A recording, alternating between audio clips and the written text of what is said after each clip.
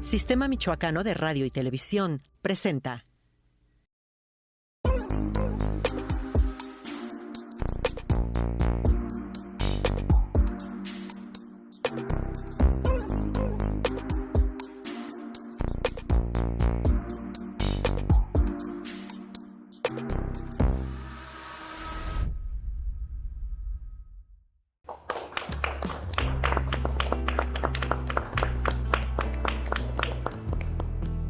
Bienvenidos a esta sexta temporada de Tabú. En esta ocasión agradecemos en especial la presencia de los cinéfilos porque vamos a hablar sobre un tema que es la mafia en el cine. Así es, nos vamos a hundir en ese mundo oscuro y fascinante de los gángsters porque considero que hay más de una vez nos hemos deleitado de cada una de estas películas, El Padrino, Cara Cortada, El Irlandés y muchas otras más. Y no podemos empezar el programa de Tabú si no saludo muy cordialmente a mi amiga Dafne Gutiérrez. Dafne, hoy van a ser gángsters. Hoy tenemos en especial este tema. Luisa, ¿qué tal? Qué gusto saludarte a ti y a todos los que nos acompañan esta noche en esta transmisión del Sistema Michoacano de Radio y Televisión. Nos encontramos precisamente en las instalaciones de la cervecería mexicana, el Santuario La Bru, ubicadas en la calle Benito Juárez, aquí en el centro histórico de la capital michoacana. Así que también les hacemos una invitación para que asistan, se diviertan. Y bien lo dices, Luisa, hoy vamos a tener un programa muy selecto, un tema que definitivamente nos va a hacer voltear la mirada a la pantalla grande, porque vamos a platicar acerca de la mafia en el cine. Así que bueno, pues vamos a presentar también a nuestros invitados que nos acompañan esta noche. Y a mí me complace de verdad tener a mi lado a mi querido amigo Luis Manuel Pacheco Segoviano, Gracias. Maestro en Historia del Arte. Gracias, Luisa. Que hoy nos vas a hablar de cine, la mafia en el cine. Ay, sí, bueno, muchas gracias por la invitación y bueno, no me extiendo más. Seguimos. Así es, y bueno, pues también se encuentra con nosotros Omar Vázquez Carmona, quien es doctorante en Comunicación, Arte y Humanidades. Él estudió Filosofía y Derecho. Omar, ¿qué tal? Bienvenido. Gracias. Mil gracias por la invitación, gracias. Y bien, yo quiero primero preguntarles, ¿a qué le podemos considerar cine de gángster, la mafia en el cine? Porque como también se dan, vemos películas de policías, vemos películas que se hacen grupos de los buenos y de los malos, y quizás más de una vez pensamos que también son de gángster. ¿A qué le podemos de verdad decir que son películas de gángster? Pues justamente, como comentábamos de manera previa, es difícil clasificar el cine de gángster. Ya la definición misma de gángster tiene que ver con Estados Unidos, con la difusión y promoción que hizo Hollywood de esta figura desde inicios del siglo XX. Sin embargo, la existencia de las mafias están documentadas en el Japón desde 1700. Ya existían los yakuza, en las mafias rusas también ya tienen un historial muy largo. Por supuesto, la más icónica y tal vez la que más dio a conocer a todo el mundo, la mafia italiana. Pero sí, se supondría que son historias que versan sobre dos personajes en ejes centrales, sobre temáticas concretas. Gángsters contra policías en un determinado ordenamiento en ciudades, porque es un tema estrictamente referido a ciudades o se constriñe fundamentalmente a ciudades, no toca tanto los ámbitos rurales. Y la confrontación que se da entre estos dos, entre la ley y el orden, podríamos ponerlo, y la transgresión de estos antihéroes que han generado mucha empatía.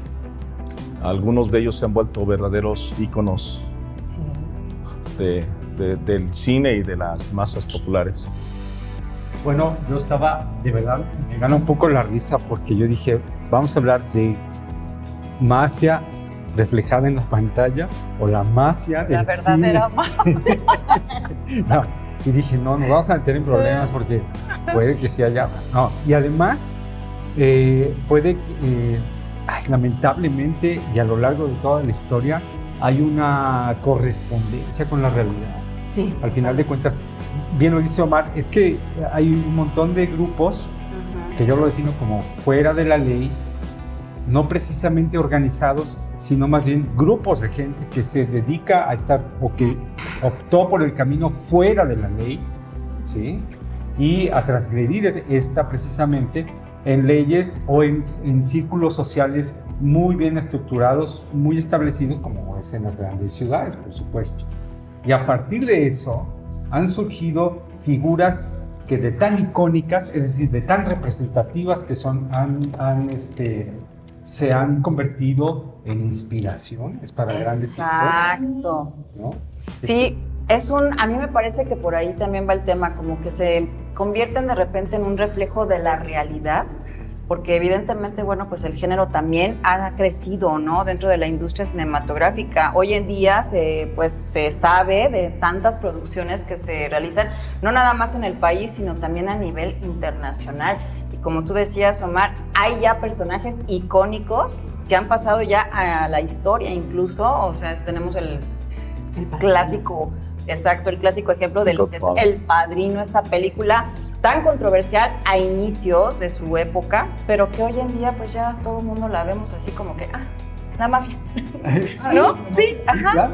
Y simpatizas, ¿no? Con los gángsters, simpatizas con ellos y vas conociendo su vida. Yo, por ejemplo, digo, bueno, El Padrino, El Cara Cortada, Buenos Amigos, varias películas que empatizas y a veces dices, pues sí, tenían razón hasta de hacer me cae esto, bien. Hasta me cae bien. Hasta lo veo guapo. Es por eso que le llamábamos el antihéroe. Sí, es que creo que es el director que más lo ha abordado. Lo tenía en una serie que se publicaba en Estados Unidos hace muchísimos años. Michael Mann, se llamaba Historia del Crimen. Hablaba justamente de Toretto y un criminal de ascendencia italiana en Estados Unidos y la persecución que conduce a los dos a su confrontación y finalmente muerte de ambos. Pero como lo explota muy bien en Hit, Fuego contra Fuego, es un clásico. es que es nada más la diferencia entre un asesino criminal organizado, metódico, como es Robert De Niro, un verdadero profesional, contra un excelente agente que solo tiene una vida en tanto que lo que caza. Entonces, ¿cuál es la diferencia entre los dos? Como después lo dirá en Colateral, cuando se da la mano Tom Cruise con el taxista, es que yo estoy de un lado de la historia y tú estás del otro lado de la historia, nada más. Tú persigues, yo huyo. Tú estás a favor de la ley, yo la transgredo. Eso es la única diferencia entre tú y yo. Cada uno puede reconocerse en el otro y empatizar con el otro. Pero dentro de la trama se genera esta extraña relación entre el protagonista y el, digamos, el antagonista. Sí, el antagonista. Es justamente, el nombre lo define, o sea, es lo contrario. Hay un punto que a mí me causa mucho ruido, el hecho de glorificar en la pantalla, romantizar incluso el tema fuera de la ley, Claro. que ha tenido sus consecuencias en el consciente colectivo. Sí, ¿no? sí, totalmente. Y no han sido buenas, creo yo. Lo dejo en la mesa. Ahí está para que lo reflexionemos también, ¿no? Sí, pues sí, realmente. Y lo vamos a reflexionar después de esta pausa, porque es nuestra primera pausa aquí en su programa Tabú. Les recordamos que nos encontramos y agradecemos también a Cervecería Mexicana El Santuario del Abrú, que estamos ubicados aquí en el centro histórico de nuestra bella ciudad de Morelia, Benito Juárez, número 67. Y vamos a hacer nuestra primera pausa, Daf. Exactamente, Luisa. Así que no se vaya, quédese cómodo, quédese con nosotros porque regresamos con más mafia en el cine. Esto es Tabú. Regresamos. Bueno, en el caso de Francis Ford Coppola, que recientemente estuvo en el festival anterior y existió la posibilidad de entrevistarlo, en la película que proyectaba me gustaba mucho un aspecto que yo he admirado mucho del cine. Él lo va a representar. El artista, el verdadero artista, tiene un dominio del tiempo, lo puede congelar. El cine finalmente nos va a brindar la posibilidad de la reproductividad técnica una y otra vez. Y no necesitamos ir a nuevos directores o nuevas propuestas sin revisar previamente las ya existentes. Y creo que el que fija el modelo icónico de una forma muy ejemplar con Miami Vice, que es otro tipo, es una mafia tropicalizada, ¿no? Vamos a decirlo así. De los 80s. De los 80 de vacaciones. Los Intocables. Bueno, Los Intocables. Es una gran lista de muchas películas que traen el tema de alguna u otra manera, que lo glorifican o que lo, digamos, que lo hacen, lo retratan bien, ¿no?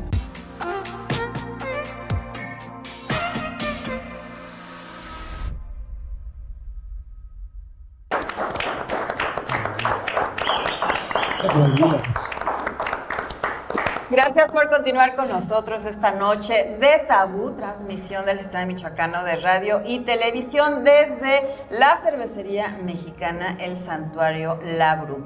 Y bien, estamos platicando hoy acerca de la mafia en el cine, aquí con nuestros invitados Luis Manuel y Omar, con quienes, bueno, pues ya estamos un poco despejando ahí la idea de lo que viene siendo la mafia, antes que nada, pero también pues muy ligada a la cinematografía. Me parece que hay directores muy importantes que han dedicado su obra, por así decirlo también, a este género. Tenemos importantes nombres. Bueno, es que habría que ver a partir de qué momento, de qué etapa el cine mundial, por supuesto. Podríamos hablar ya de los grandes nombres que han hecho verdaderas obras maestras con el tema. Y antes, los que, digamos, abrieron camino, hicieron los primeros pasos casi a la par, una diferencia de pocos años de la creación del cine, que fue a finales de los 1800. Entonces, en el 1900, yo creo que en 1905 ya había gente haciendo temas de esto, no completamente desarrollados, y empieza como desarrollo, que es una primera etapa, y a partir de los 50, después de la Gran Depresión de los 30, comienzan ya a tomar esas historias que surgieron de estos problemas sociales, en donde surgieron icónicamente, quiero decirlo porque las mafias existen desde hace mucho, sino icónicamente las grandes historias de estos antihéroes, que fueron retomadas por los grandes nombres, ahora sí, Coppola. de los directores. Bueno, pues, sí, bueno, en el caso de Francis Ford Coppola, que recientemente estuvo en el festival anterior y existió la posibilidad de entrevistarlo, en la película que proyectaba me gustaba mucho un aspecto que yo he admirado mucho del cine. Él lo va a representar. El verdadero artista tiene un dominio del tiempo, lo puede congelar. El cine finalmente nos va a brindar la posibilidad de la reproductividad técnica una y otra vez. Y no necesitamos ir a nuevos directores o nuevas propuestas sin revisar previamente las ya existentes. Y creo que el que fija el modelo icónico de una forma muy ejemplar es Francis Ford Coppola. Detiene el tiempo con El Padrino, estructura una historia con Mario Puzo y va a dar origen hasta una cuarta secuela que nunca se firmó. Desgraciadamente muere Mario Puzo, pero va a construir toda una temática, si pudiéramos llamarlo en términos junguianos, serían arquetipos. Está The Godfather, que será premiado en ese momento a Marlon Brando, será Al Pacino, será Robert De Niro en sus caracterizaciones, será esta confrontación de los grupos. Es la primer mafia que se escenifica y curiosamente viene después de la Segunda Guerra Mundial, porque Estados Unidos, para la forma de derrocar a Benito Mussolini, fue a través de la mafia, como lo dicen muy bien las películas estas de Marvel Comic. O sea, cómo ingresó Estados Unidos a Italia, lo hizo a través de Sicilia. ¿Y con quién tuvo que coludirse?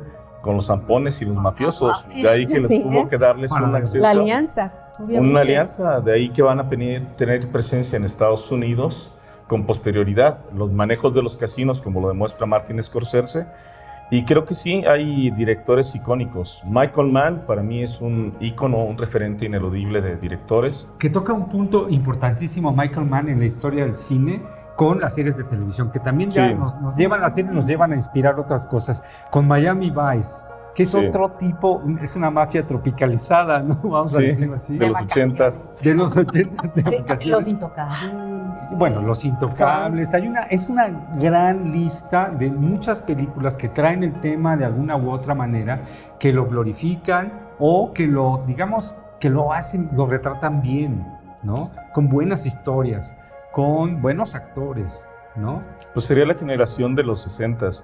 Sería Francis Ford Coppola, por un lado, sería su compañero Martin Scorsese, Brian De Palma, que se conocían muy bien, y bueno, tirador independiente totalmente Spielberg, que está por ahí también, y George Lucas, que estarán en otro tipo de escenarios. Temáticas. Pero ¿por qué es tan fascinante? Digo, porque a mí me fascina verlos. De verdad, ¿por qué nos fascina eso? ¿Por qué nos captura? No. Yo creo que... Yo no soy fan, me fascinaba a mí. Empezando el detective. Por el personaje, sí, el personaje que hacen. Okay. No, pero en sí las películas de mafia, las historias, ¿por qué nos fascinan? ¿Por qué nos tienen atrapados? Sí, porque atrapan al auditorio precisamente. Sí. Porque estamos hablando también de que la pantalla grande me parece como que fue plataforma, ¿no? Para que después se volvieran, hicieran series, programas de televisión, documentales, obras de teatro incluso también. Entonces, ¿dónde está? Oye, obviamente los productores también vieron eso, ¿no? Esto como que vamos a comercializar. ¿Por qué nos gusta? ¿Por qué nos gusta ese cine? O sea, ¿en qué género incluso lo podemos identificar? Yo intentaría ensayar un tipo de respuesta. Es que creo que después del gran discurso del mal exteriorizado y icónicamente representado en El Diablo, después de la Reforma de Trento y después de la Ilustración y el advenimiento de la Revolución Francesa, el problema del mal va a centrar sus bases en una problemática intrínsecamente humana. ¿Quién es el perverso? ¿Quién es el mafioso? ¿Quién es el criminal? ¿Quién es el que es capaz de los actos de mayor crueldad? Porque no existe. ¿A quién le salen las jugadas? ¿Estás de acuerdo? Porque hasta suerte tienen, o sea, de verdad hasta dices... Ay, sí, bueno, somos los seres humanos, el problema es ese. Es un problema por nuestra interioridad contemporánea, el papel del malo, por decirlo de alguna manera. ¿Qué es el malo en la sociedad? ¿Qué es el mal? El problema del mal en un individuo que ya no tiene por qué recurrir a una figura externa, sino que está dentro de ti. Porque el mafioso finalmente va a ahorrar las posibilidades de desgaste y va a tener, como lo dicen en El Padrino, tengo a los políticos en mi bolso como si fueran fichas. Voy a poder tener dinero, prestigio, poder, renombre, honor, pleitesía. Y lo único que tengo que explotar es la parte malvada que todos los seres humanos tenemos. Que al final de cuentas, ¿no? Existe. Pero el público se hacía hacia el lado, digamos, del Padrino. Y lo podemos ver que, como estaba diciendo Dak, mercadotecnia o comercialización, todos traían playera del Padrino y era el Padrino. Todavía. Y al que los souvenirs. Los souvenirs del Padrino. O sea, ese es a lo que voy. ¿Por qué nos fascina el mal en ese momento? Y queremos que no los agarren. Va junto con pegado, vamos a decirlo en esos términos. Y es un círculo vicioso un poco. Yo digo vicioso porque pues, tiene que ver con el mal, ¿no? Entonces, yo creo que ayuda que grandes actores hayan hecho un extraordinario papel en esto, que los directores tengan unas películas extraordinarias, buenísimas. Eso atrae al público. El tema en sí, pues también mi lado malo, mi lado oscuro, también es fascinante para el ser humano, es fascinante. Entonces, tú llevas eso al cine, por supuesto que va a llamar la atención. Si lo haces bien, además, pues todavía mayor, de manera más masiva, valga la redundancia,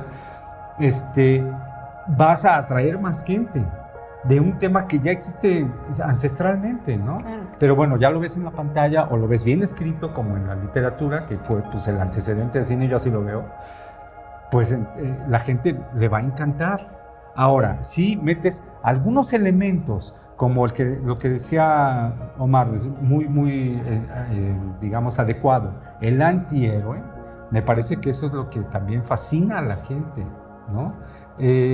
Bueno, ya hablaremos sobre el tema mexicano, cómo empezó el asunto. Y saben que algo bien interesante también que descubrí, que por ejemplo a los mafiosos también les gusta contar sus historias. Que muchos de ellos se acercan incluso a cineastas, a productores, directores, etcétera, incluso actores que participan, para platicarles precisamente sus anécdotas y que las lleven al cine. Entonces, fíjate, o sea, desde ahí, ¿no? Ya como que ellos también quieren que se visibilice su forma. Pues es una de gran vida. trayectoria y han seguido con vida, ¿cómo no? Antes de, por favor, llévalo a la pantalla grande. Oye, me encantó cómo Omar se quedó pensando así, como, ay, ¿dónde lo habrá visto? Oye, la cultura popular tiene múltiples muestras. Nos sorprende. Facetas, Uy, sí. ¿verdad? Sí, realmente es que la figura despierta, el tema sí viene desde la novela negra y de la novela de los tramas de policíacas, desde el siglo XIX. Además, ya los temas del detective, estos juegos de inteligencia, del detective que es capaz de desentrañar, ya sea el padre Brown, ya sea Dupin, ya sea Sherlock Holmes, que es el gran ícono en Inglaterra. ¿Cómo no haber encontrado una inteligencia así que era capaz de desentrañar, por ejemplo, a Jack el Destripador? Y eso hubiera sido muy interesante con las continuaciones actuales, con todos los detectives contemporáneos, Poirot, por citar los de Agatha Christie, nada más algunos más de ellos, y que hay series. Creo que es un juego morboso, sí, porque no hay nada más atractivo que la página, la nota roja en los periódicos, porque finalmente Desafortunadamente, sí. Carlos Monsiváis decía, es muy lamentable ver que lo que nos fascina del morbo es el hecho de que no me aconteció a mí, que la desgracia está sucediéndole a otro, al ajeno, al ajeno, que no soy yo el que estoy involucrado en esas páginas, que despierta mucho morbo y fascinación, un homicidio, un asesinato, y ya cuando lo contemplamos como un drama estrictamente humano, donde todos tenemos la posibilidad de, si quieres resolver tus problemas económicos por la vía fast track, pues únete a algún grupo de cualquier denominación y obtén todas las prebendas y canonjías que te van a prodigar, que será dinero, riquezas, mujeres, excesos, aunque sea en un tiempo, sí, un tiempo muy breve. Ahorita que mencionabas, esa fascinación por el poder, esa fascinación narcisista por el poder, que finalmente llega el momento en que incluso los homicidas psicópatas incurren en exceso porque dicen, bueno, ¿y de qué me sirve haber matado a tantas personas si no saben quién soy yo? O sea, en su narcisismo. En su narcisismo, ¿no? Así es. Además, como lo comentábamos antes, bueno, también ese acercamiento a la realidad, ¿no? Desafortunadamente, de lo que se vive hoy en día en la sociedad también. No solamente en México, sino a nivel mundial. Sí. A nivel mundial. Pues es que tiene que ver con las expresiones del mal, pero ya a nivel social, que han alimentado a estas románticas historias en el cine, ahora se han convertido en terribles realidades, ¿no? Que vivimos muy, muy, muy de cerca y que lamentablemente son historias que se han repetido a lo largo de la historia del cine específicamente, ¿no? No son inspiradas, es decir, el cine no ha inspirado a los grupos delictivos, es al contrario. Sí, el cine ha inspirado. ¿No? ¿Podemos relacionar a la mafia con el crimen organizado? ¿O es Yo creo que sí, en nuestros días. De hecho, creo que la mafia italiana lo único que fue el prototipo publicitado y documentado. La Omerta, la Cosa Nostra, que finalmente se guardaba con ese código y el silencio absoluto, fue la primera que se empezó a visibilizar. Pero hay un excelente director, ahorita comentábamos también en la pausa, David Cronenberg va a hacer Promesas del Este, y donde es un infiltrado que es Viggo Mortensen, infiltrado dentro de la mafia de una familia italiana que es Vincent Cassel y su papá, por el asesinato de un adolescente. Y estos son los juegos de inteligencia. Los infiltrados, creo que el que más ha aportado ahorita en nuestros días ha sido Corea. Corea ha estado aportando nuevos temas sobre los gángsters, los homicidas, con las problemáticas típicas de la ciudad. Es que es un problema más de la ciudad que de ámbitos rurales. Estrictamente, donde existen, quiero pensar en las grandes urbes, para cerrar muy rápido.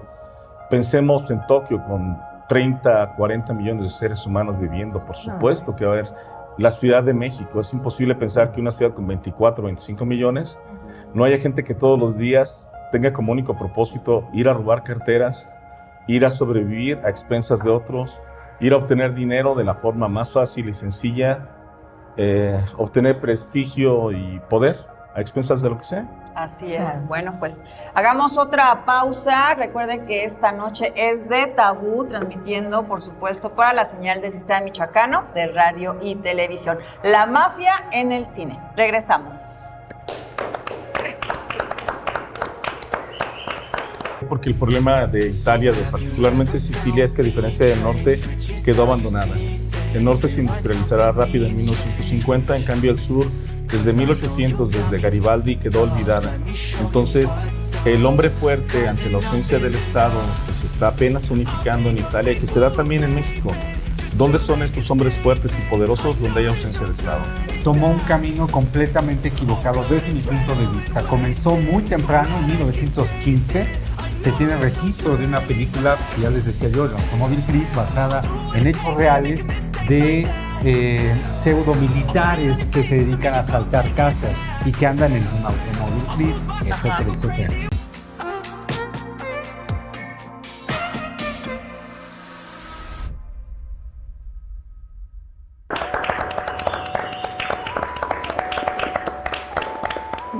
Pues bien, ya regresamos de esta pausa a Tabú para seguir hablando sobre este tema para los cinéfilos, en especial de la mafia en el cine. Y bueno, estábamos platicando precisamente, y a mí me gustaría centrarme en estas diferentes películas que fueron las que iniciaron, pero antes, Daphne, tenemos preguntas. Tenemos preguntas y respuestas. Recuerden que esta es una dinámica rápida. Hacemos, por supuesto, un sondeo con nuestro auditorio, porque, bueno, pues también tienen dudas, quieren expresar su opinión en algunos momentos, y por eso es que están estas preguntas. ¿Por qué consideran que Italia es un referente de este tipo de cine? Ya lo dice. Bueno, la historia tiene que ver porque el problema de Italia, de particularmente Sicilia, es que a diferencia del norte, quedó abandonada. El norte se industrializará rápido en 1950, en cambio el sur, desde 1800, desde Garibaldi, quedó olvidada. Entonces, el hombre fuerte ante la ausencia del Estado, que se está apenas unificando en Italia y que se da también en México. ¿Dónde son estos hombres fuertes y poderosos donde hay ausencia de Estado? Perfecto. Bien. ¿Cuál ha sido el director más brillante de este género de cine? ¿Cuál es el que ustedes consideran? Pues yo creo que vamos a coincidir, ¿no? Scorsese. Scorsese. A mí me encanta Michael Bay. Definitivamente. Michael Bay me parece. Michael Bay. Yo también pondría Thomas Mann. Thomas Mann, el tema de que no son más que dos lados de una misma moneda, me encanta. Yo lo incluiría. Pero bueno, Scorsese lo ha llevado también. Muy bien. En la actualidad se sigue haciendo este tipo de cine con calidad, con buenas historias y con buenos personajes. Claro, el coreano. Sí, les comentábamos y recomendaríamos ampliamente, de verdad, vean la película El Gángster, El Policía y El Diablo, del 2019.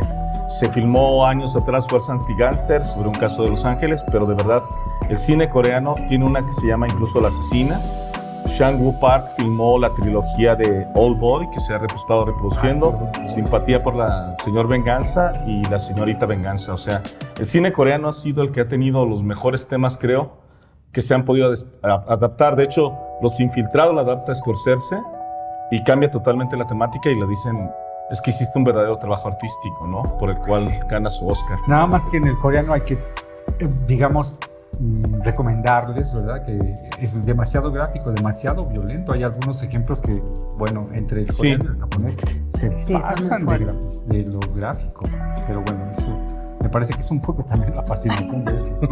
Pues sí, Así es. Al final de cuentas. ¿Ustedes recomiendan que se siga haciendo este tipo de cine? Por buenos directores y con buenas historias, sí, sin lugar a dudas. Porque siempre va a haber historias. Sí, Siempre, ¿verdad? Sí, va a haber muchas. Y hablando de historias, México, ¿cómo pinta? Pues obviamente con esta producción cinematográfica acerca de la mafia. Tomó un camino completamente equivocado desde mi punto de vista. Comenzó muy temprano, en 1915. Se tiene registro de una película que ya les decía yo, El Automóvil Gris, basada en hechos reales de pseudomilitares que se dedican a asaltar casas y que andan en un automóvil gris, etcétera, etcétera. Se sigue, es digamos, cine documental en un principio que va documentando propiamente la historia de esta banda desde sus atracos hasta su fusilamiento. Esto inspira a, me parece que Alejandro Rosa se llama, al director, que hace la versión cinematográfica con argumento, sin sonido, en un principio, de este grupo de malhechores, ¿no? En 1932, me parece, se reedita la misma película, pero con sonido. Ah, ok. Y queda chistosísima. Bueno, ya de ahí se viene la época de oro, que aborda más el tema, el drama rural. Se olvida, por supuesto.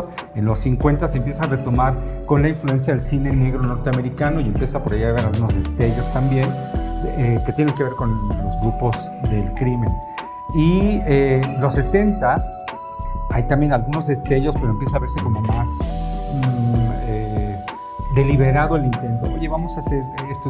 Y ya en los 80, por el amor de Dios, como todo el cine, se fue perdiendo. Empezó a surgir temas de narcotráfico con Camelia la Tejana. Camelia la Tejana. Con las Lolas, las traileras, ¿no? Sí. Con, bueno, el cine de cabaret, pues no tanto, no lo aborda tanto, pero está, por ejemplo, Los Almada. Sí, los hermanos Almada, Sí. íconos de... Por supuesto, De malas y esa películas. iconicidad lo ha llevado también por otro Valentín lado, porque Trujillo. empezó que el policía y la pareja, empezó que, bueno, una deformación terrible. Ya después se vino más actual el tema del infierno, por ejemplo, que ya, ahí le paro porque ya se fue por otro lado. Ya. Entonces yo entiendo que aquí precisamente podemos justificar la diferencia entre lo que es la mafia y lo que es por ejemplo, los pistoleros, las bandas, todo eso. Sigue siendo mafia, ¿no? Yo creo. Yo creo que no hay diferencia. ¿Tú qué opinas? ¿Qué opinas? Yo creo que no hay diferencia. Está a otro nivel totalmente, ¿no? Si hablamos de cine, debes tener un mensaje bien, y nunca vas a comparar algo que se está produciendo aquí en México con lo que estamos hablando desde hace muchos años. El Padrino, Cara Cortada, y lo que ellos están mostrando está distorsionado para mí en las películas mexicanas, en los intentos de películas, porque yo no le puedo nombrar que sea hasta una película, totalmente. No. Sí hay películas y hay directores mexicanos que han abordado el tema. Primero, recuperaría lo que menciona el maestro Pacheco, que tiene razón. El primer narcocorrido data de 1931, 32. Se llama El Pablote, lo pueden encontrar en YouTube, se llama así El Pablote. Ya comercializaba heroína, pero lo matan en una cantina. Entonces, de ahí hacer un ampón de crimen organizado dista muchísimo. Ahora, en el cine actual sí existe un cine, pues, de directores que no son conocidos por la mayoría, como son Carlos Reigadas, como son Su discípulo, Amat Escalante, que son algunos hasta narrativos, pero que han presentado escenarios de violencia organizada en nuestro país. Que es curioso, es un director francés, Denis Villeneuve, quien lo va a decir en la película Sicario. El problema es de que cuando se rompió el monopolio de Colombia como único trasiego hacia Estados Unidos, en México actualmente tenemos más de 100 bandas de crímenes organizados, y cada vez que se le corta una cabeza al monstruo de Hidra, le surgen 5 cabezas más. Entonces esto se vuelve un verdadero caos, y como lo dice muy bien en esta película de Sicario, y mientras no podamos volver a tener control sobre algunos pocos, esto tendrá que seguir siendo la ruta que tenemos que emprender. Entonces creo que Denis Villeneuve lo explora muy bien esto, y cines narrativos como El Yugo, Amat Escalante, Reigadas, pero es cine que no se difunde y que llega a tener momentos verdaderamente brutales. Pero en términos a lo mejor gráficos, de producción y eso, podrán tener sus aciertos, pero a mí me sigue chocando muchísimo que el cine nos ponga en la pantalla grande lo que vemos en las calles. Y eso me parece un terrible error del cine mexicano. Yo tengo años sin acercarme ni por equivocación al cine mexicano, porque si yo voy al cine y veo que abducción de mujeres, o raptos de mujeres, violaciones, abusos, cuestiones de crímenes y todo eso, no necesito verlo en la pantalla grande. Entonces, ¿por qué los directores mexicanos se ensimisman e insisten en plasmarlos eso? Eli, por ejemplo, ¿qué pasó? O sea, ¿por qué lo tengo que ver en pantalla grande si ya lo vivimos diariamente? Me parece un terrible error de los directores mexicanos recurrir a esas temáticas? Yo creo que era por lo que estábamos platicando, ¿no? Al inicio también, la mercadotecnia, el generar, obviamente, pues, dinero, también eso te hace, ¿no? Que vayas por el camino pues, de lo que te va a dejar, ¿no? Pues me parece bajísimo, de bajísimo Sí, nivel. bueno, lo que mencionas, el caso incluso de la película de Liu que mencionas, se me hace muy correcto. Es que tampoco podemos cerrar los ojos y decir estamos viviendo en un paraíso. Desgraciadamente, en todo el país, las confrontaciones de estos grupos delictivos, de esta hidra que está en toda América Latina, no es un fenómeno exclusivo de México, ni siquiera de México, es a nivel global. El crimen organizado. No podemos tampoco decir y clausurarlo. Lo que sí estoy totalmente en contra y estoy de acuerdo contigo es en la apología de yo quiero ser como él. Yo quiero en algún momento tener el poder, el prestigio, el renombre y ser el hombre fuerte que dispensa bienes y que tiene cantidades de dinero incipientes y cada vez mayores. Creo que eso es lo que estoy totalmente en contra.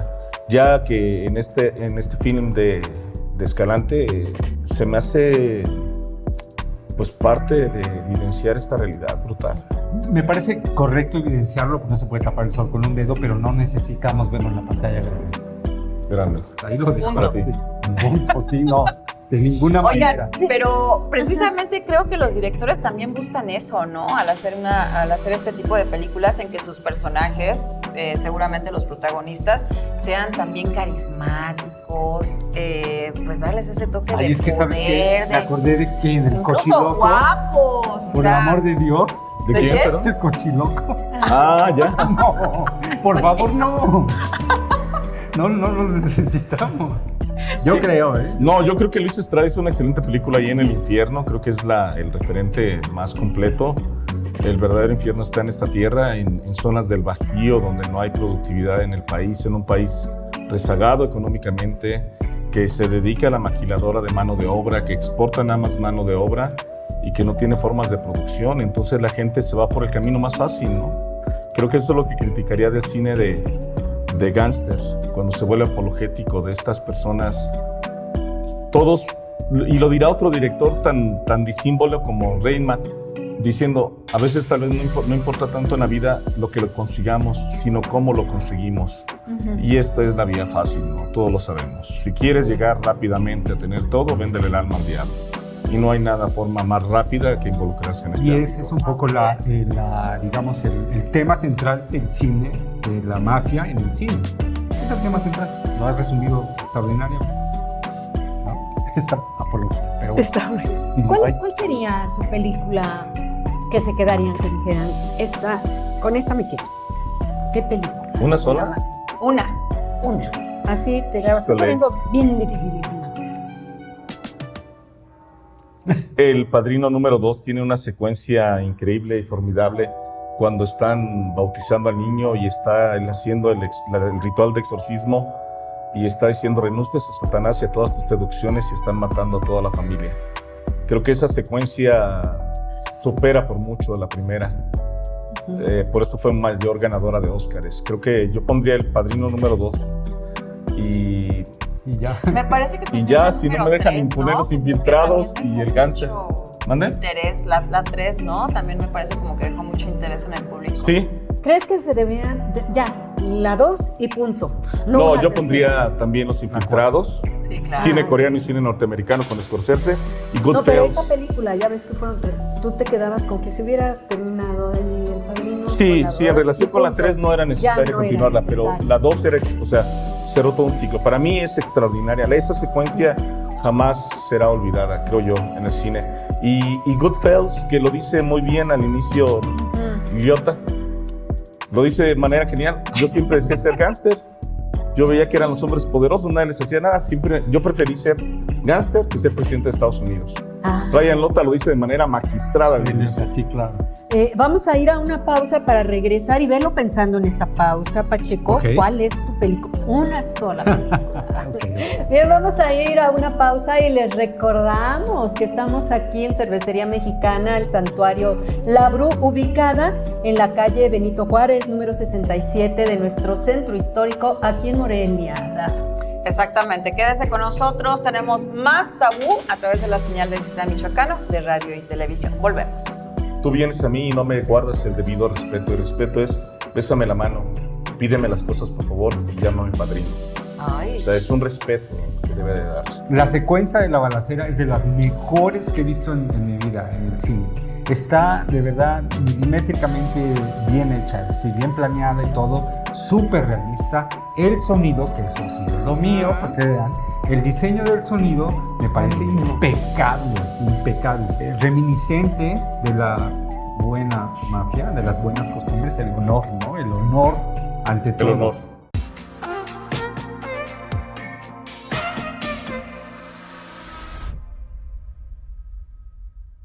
Esta noche de Tabú, transmisión que se proyecta a través de las plataformas del Sistema Michoacano de Radio y Televisión. Así que le hacemos una invitación para que también nos sigan, Luisa, a través de TikTok, también Facebook y por supuesto hasta YouTube. Instagram. Hombre, Hágame. Instagram también. De lo Ahí que van se a has salir. perdido. Ahí van a salir. ¿Dónde está todo este No, tiempo? no, de lo que te has perdido, pero Las no te voy a- vas a perder de que nos digas cuál una sola película Hijo. de gangster. Mira, como no soy fan del género, sí me ha costado mucho trabajo. Yo he visto bastantes cosas, pero muchas están muy alejadas del género, la verdad. Yo creo que la que más me impactó hasta ahorita es la de Hit, Fuego contra Fuego. Por en los momentos, la secuencia de la balacera es de las mejores que he visto en mi vida en el cine. Está de verdad milimétricamente bien hecha, sí, bien planeada y todo, súper realista. El sonido, que eso sí es lo mío, porque vean, el diseño del sonido me parece impecable, es impecable. Y esta escena, no me acuerdo muy bien, pero la escena donde se encuentran el bueno y el malo. En el café, sí, que le invita al Pacino que le está siguiendo y le dice Robert De Niro, vamos a tomarnos un café. No, pero hay un punto en el que creo que se despiden. Ese punto me parece impresionante. Sí, es en el café. Ese giro de tuerca me parece así como que pues nos vemos. No Pero- digo nada, no dice nada. Y se Pero es va. lo que decíamos, ¿no, Mar? Ahí era el del honor y que gane el mejor. Y vámonos, no va a haber ni rencillas, ni te vas a sentir mal. Ahí lo dejaron muy claro ellos. Exacto. No, Sí, comentábamos la escena del final donde Robert De Niro, finalmente Al Pacino tiene mayores habilidades como policía, lo mata y Robert De Niro le extiende la mano y le dice, te dije que yo no iba a volver a la cárcel, pero le extiende la mano al Pacino y Al Pacino te la toma y Al Pacino voltea la cara porque está a punto de llorar. Reconoce a Robert De Niro, sabía que era un criminal que lo había detectado, se admiran recíprocamente. Eso me encanta del cine de Pero Michael con Mann. código. Sí, con ese código. Si hay un código, al final de cuentas eso es súper respetable. También en la mafia existen códigos muy importantes. Porque ese es un poco el espíritu, digamos, ancestral, un poco el espíritu, no sé, como reminiscente de la buena mafia, de las buenas costumbres, el honor, ¿no? El honor ante todo. El honor. Sí, ¿no? Sí, Lo bueno en de las lo buenas malo. costumbres, tú No. acabas de decir. El código. Es un código de comportamiento, el debido respeto, como lo va a decir en El Padrino. Tú vienes a mí y no me guardas el debido respeto. El respeto es, bésame la mano, pídeme las cosas por favor y llámame padrino. O Ay, sea, es un respeto que debe de darse. ay, Omar, yo creo que la gente nos está viendo y ya de estar disfrutando también, ¿verdad? Con Sí. cómo habla Sí, Omar, ese tipo de no clima, estamos en ese género. Sí, yo veo eso. Yo también, Ay, ese mira cómo género estamos me aprendiendo fascina. también. Tenemos que invitarle un café para platicar, pero 3 horas No, corridas. pero a ver, ya que estamos en eso, ¿qué películas tú recomendarías de mafia? Sí, Con sí. estos códigos, con estas buenas actuaciones, con estos directores, de verdad, porque los directores supieron escoger, como nos decíamos desde el inicio, con qué actores lo iban a hacer. También, digamos, poniendo películas más contemporáneas de las que estábamos hablando. Bueno, de manera muy rápida sería Brian De Palma, Los Intocables. Elliot Ness es brillante, Robert De Niro, un Robert De Niro que engordó 20 kilos para interpretar a Al Capone. Sería Martin Scorsese, Los Infiltrados y Goodfellas, para mí es formidable, junto con Casino, para que vean cómo la mafia se metió en todo el reino de los casinos y que llega una actuación, de hecho tiene de las escenas más brutales del cine.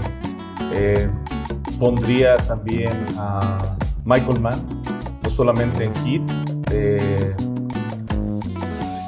sus series son muy interesantes, como los dos aspectos de la misma moneda, inteligencia y actualmente el cine coreano.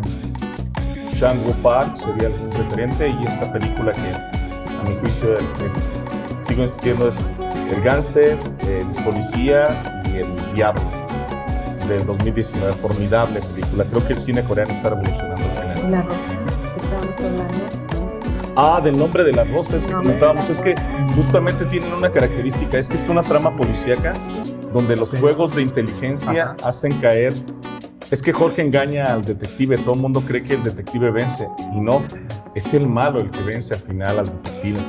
Y eso lo había explorado muy bien Borges en términos literarios en La Muerte y la Brújula. Ajá, sí, pero no va por ahí. No. Porque el ambiente se desarrolla. Es totalmente medieval, sí, no, más bien es... Pero la inteligencia, bueno, que Pero ese juego... Este juego de inteligencias, que es lo que subyuga. Y no olvidemos, por ejemplo, el caso inglés, ya saben a quién me refiero, a Guy Ritchie. Guy Ritchie tiene muy buenas apuestas por un cine diferente de gángster.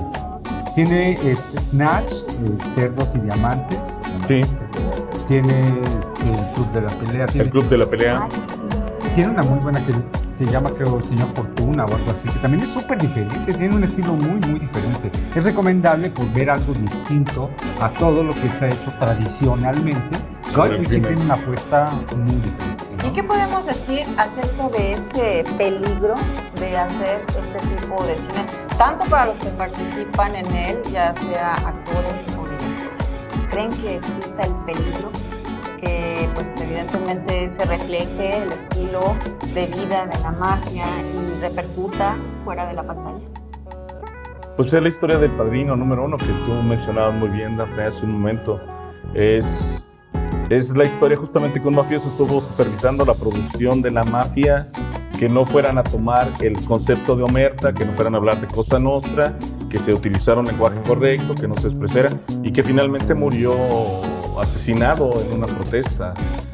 Falcone, si mal no recuerdo, fue el que estaba supervisando. Creo que actualmente ya se puede hablar de todos los temas. ¿Por qué? Porque si hay algo que tiene esta sociedad unidimensional capitalista es que desarticula toda la capacidad subversiva de cualquier tema y lo hace cotidiano, como los Simpsons. Puedo ver al mismo tiempo una planta nuclear con un jardín afuera. O sea, eso ya lo había dicho Eber Matthews desde 1970 en El Hombre Unidimensional. Entonces sí hay repercusiones.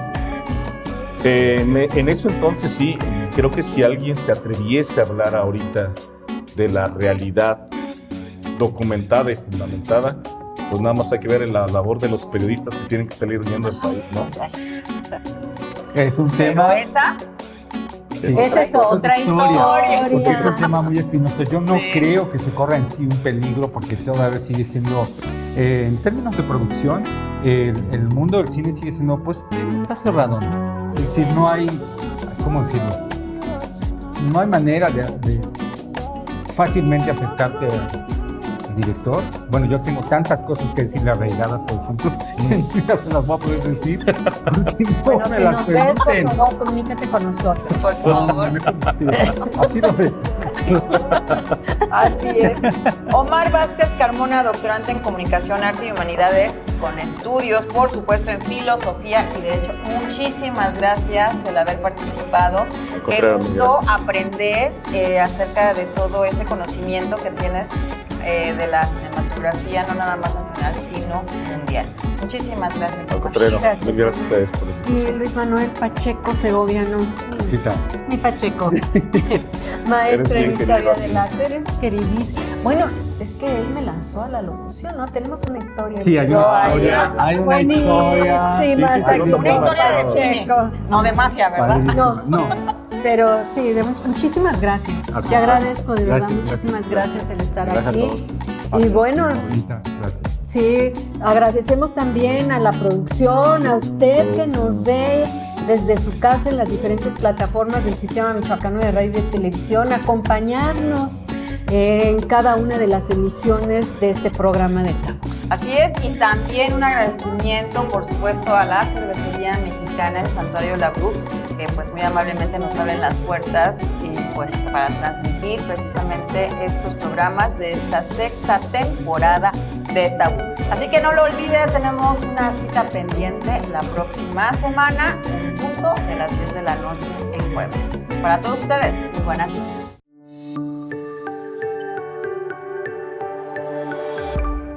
Sistema Michoacano de Radio y Televisión presentó